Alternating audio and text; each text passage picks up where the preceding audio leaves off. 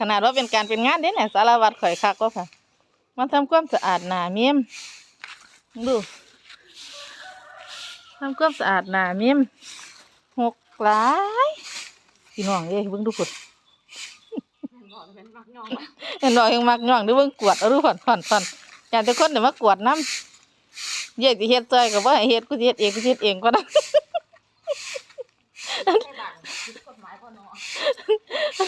มันเป็นหน้าที่ของกู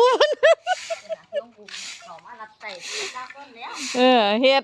คักๆเขาสิได้บ่ต้องไปเว้าไปว่าตัวภาษามารถเหรอ